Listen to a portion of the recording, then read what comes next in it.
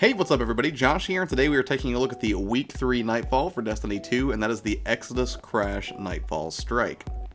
Now this one can be pretty difficult, but if you follow these steps you should have a bit of an easier time taking out Thaviks at the end of the strike, so let's get right into it.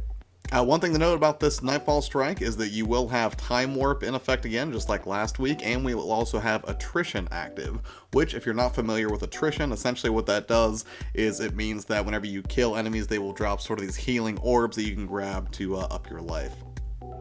Right after you get started, you're going to want to take off on your Sparrow and start collecting all of these pulses that you see sort of across the landscape here.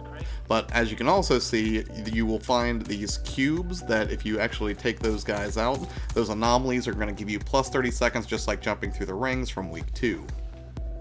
The general strategy that we used was to have two of us run around and sort of take out the enemies and go ahead and grab the pulses, while we had a third person who just sort of ran around and looked for anomalies to extend our time.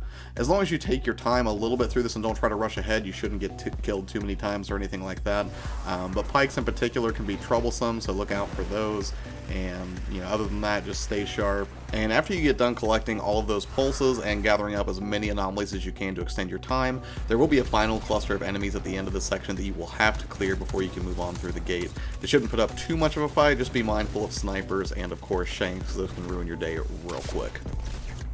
After you finish clearing that cluster of enemies, then you're going to move through an interior section.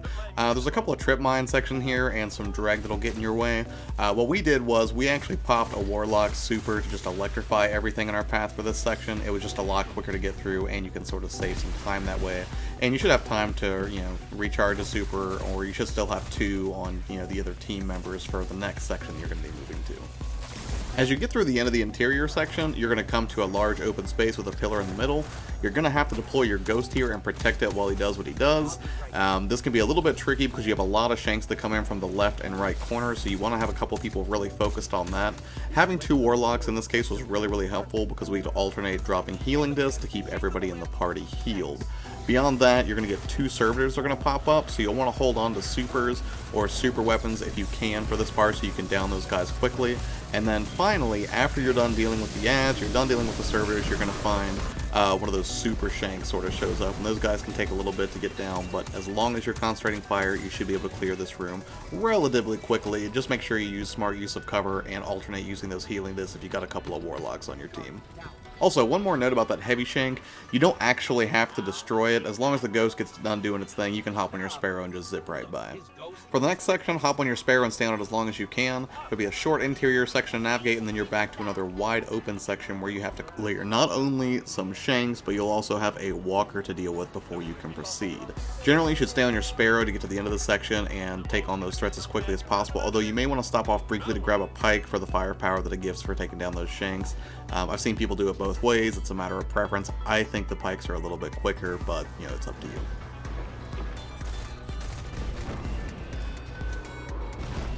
After you've downed the fallen walker, it's time to proceed into the dark room, or the Exodus Black's aft. Once you get into this dark room, it's important to clear mobs as quickly as possible, and the reason for that is this is the last section where you can grab more anomalies to increase your time. You can see here we're at about 8-9 minutes, and if it weren't for the anomalies that we picked up here, we would be in bad shape for the final boss. So I think there's 1 or 2 captains in here, a bunch of dregs, a couple of snipers. 1 or 2 of you should be able to clear this pretty easily as long as you're just keeping an eye out for threats and making good use of cover. Again, snatch up as many of those anomalies as you possibly can because you're going to need them here in a minute. We used the same strategy that we did before whenever we were trying to pick up the anomalies. We had Lucas hang back and try to shoot the remaining ones, and then Kyle and I actually moved ahead to the room that's going to have the final boss fight. There are some shanks floating around that have to be cleared before the boss will show up, so in an effort to shave off some time, we left Lucas behind after we cleared most of the mobs to go ahead and look for more anomalies, and we jumped ahead to start taking out shanks, as you can see here, to cause the boss to appear. After you've downed that final shank, that is what will cause Thaviks to actually appear to begin the fight. He'll be invisible at first, but as soon as he shows up, try to hit him with power weapons as soon as you can to get some damage right off the bat, like you see here. And what makes this fight tricky is that in between Thaviks sort of doing these guerrilla attacks where he, will come at you and then retreat, lots of these electrified shanks come out, and they are incredibly difficult to deal with. They will electrify the floor, which means that you can't jump effectively, and it really makes it incredibly difficult to deal with all of the extra mobs, because if you jump in the air, you get shot out of the air. If you stay on the ground, you get electrocuted and you get sort of swarmed. This was really a tricky part for us to deal with, and it took us a few tries before we got the strategy right, but eventually what we settled on, and what we found to be the best one, is we went to the outer perimeter, to this pillar over here, which you see me approaching.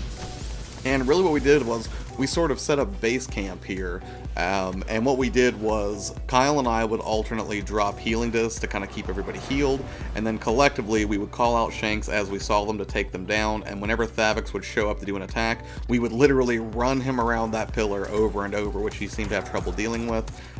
That way if somebody died, you know, we could keep running him around and we would get a little additional cover because of the pillar itself, and that would let us, you know, kind of bring people back to life, and it sort of kept us all unified instead of being spread out all over the map, which can make reviving people incredibly difficult. So we found the strategy to be the most effective after trying different things like, you know, shooting from different angles. We tried clustering in the middle, which was a nightmare when it came to dealing with mobs. You know, ultimately having that sort of high ground and, you know, having him chase us around a pillar over and over where we could revive people, drop shields, and also have a healing disc available proved to be the best strategy. Speaking for myself, it would have been nice to be alive for the final blow to Thaviks, but hey, at least we were able to clear it, pick up some of the best loot that you can get in the game short of doing a raid, and, you know, kind of check the weekly Nightfall off our to-do list for the clan.